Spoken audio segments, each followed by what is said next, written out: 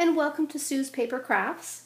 Today I'm going to be doing my very first instructional video for you guys. We are going to be making this adorable little box. It is the perfect size for a small gift. You could put jewelry in there, or you could use it for a party favor. It'd be great for weddings. Maybe put chocolates or a little votive candle in there. And yeah, it's a great little size and very, very cute. So we are going to be using a new item from the Occasions mini catalog. This is the Scallop Tag Topper Punch, and you can find that on page 35 of your catalog. It is item number 133324. So where I got this design originally was from a fellow demonstrator. She had posted it online for other demonstrators to use, and her name is Heidi Weaver. So I'd like to thank her for sharing it with all us demonstrators out there. And we're going to get started. So what we're starting with is a piece of paper that is 7.5 by 5 inches, and I am using cardstock. If you wanted, you could use designer series papers. It would just end up with a lighter weight or not as sturdy of a box. So we're going to start, first of all, by doing some scoring.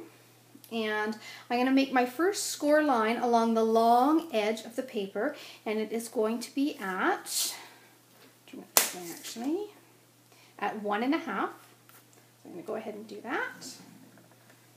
Okay, and then I'm going to rotate my paper, and I'm going to start a series of scoring. I hope you guys can see this okay. Starting at 1.5, and then I'm going to move to 3.5, and then we're going to go to 5, and then our very last score line is going to be at 7. There we go. So I hope you can see those lines. The lighting's might not be the best. I'm working on it. But what we're going to do next is we're going to take our Scallop Tag Topper Punch, and before we get started with this part, I just wanted to show you how I have extended the guidelines that come with a punch up into the very top here. So you can see how I put these little lines here. Okay, and what this is going to do is this is actually going to line up with our score lines for the project, so you know exactly where you're punching and that you've got it in the right position. Okay, so we're going to open it up, and we're actually going to take the longer section of our paper. So you've got your 1.5 inches here, and this longer section, which is 3.5. We're going to take the first section that's 2 inches, and we're going to pop it into our punch. Now, this is going to have a little bit of a resistance on it going through, but I want you to just keep wiggling it through till you get all the way up to the very edge here. Okay, and I don't know if you can see this or not, but the two lines there are actually lined up exactly with our scores. Okay, and we're going to go ahead and punch that. Okay, and then we're going to move it along to the next section here, which is 2 inches, and I'm going to punch it again, just like that. Okay, and this is what we're going to be left with. Okay, now what we're going to do is we're actually going to take our cutter and we're going to trim off these sections up top. So I'm going to start with this little piece here and just trim that off, and then we'll move to, there we go, the middle section. Get rid of that one, and then move the blade along to the last section here. There we go. All right. right, so now what we've got left, we've just got our scallop tops, which is the top of our box. And at this point, if you need to, you can do a little bit of trimming to tidy it up. Like that. Actually, that one's pretty good. Okay. Now I'm going to put my cutter aside, and I'm going to get out my bone folder. And what I want to do now is I just want to make all of those scores nice crisp folds. I'm going to go along and score all of the lines just like that. And then we're going to do it this way as well. Like that. Okay. Now we're going to start a series of cutting. And we're going to take actually this first, you can see where the 1.5 inch score line is here.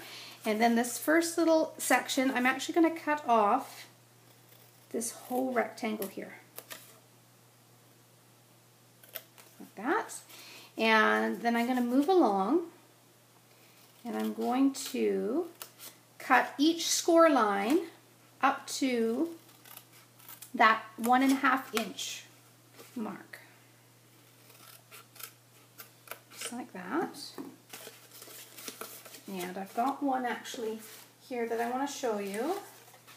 The next step is I've gone and I've trimmed off, put it this way for you, I've trimmed off these the smaller sections that are going to be the side panel. I've gone and I've trimmed those sections to just 1/2 inch.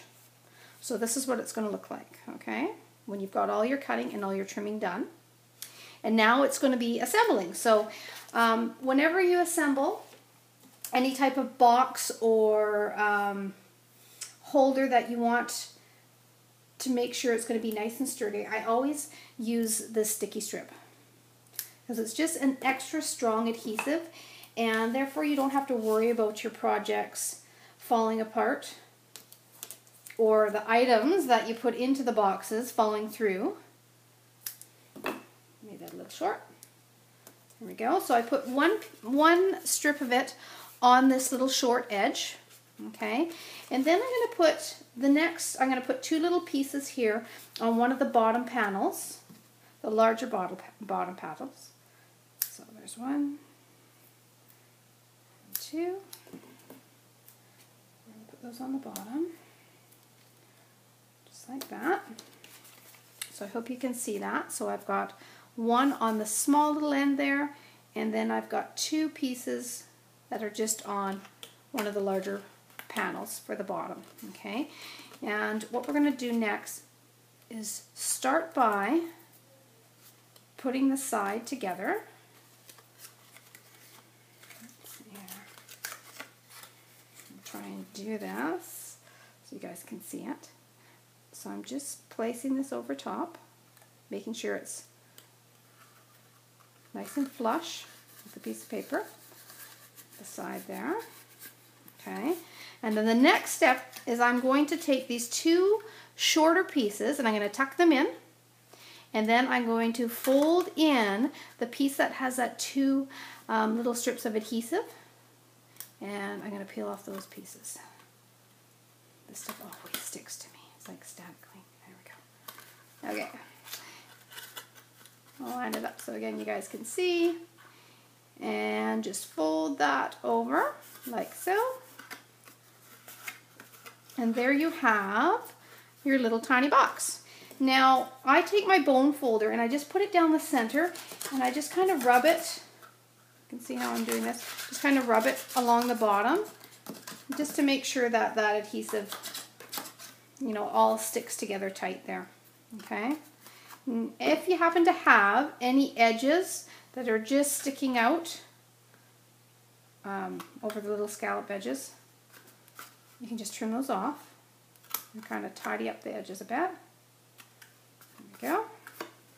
Then you have a nice clean box. Now, when I saw this online, the first thing that came to my mind when I saw this top was the top of a little miniature birdhouse. So that's how I decorated this one. You can see it here. I took a couple pieces of the designer series papers. And there's my dog barking. Sorry about that. I took 2 little pieces here. I cut them just slightly smaller than the side panels. And so these ones measure 2.5 by 1 3/8. So those went on either side. And then I had 2 larger pieces for the front and the back. And they ended up measuring 2.5 by 1 7/8. And those fit just perfectly on the front and the back.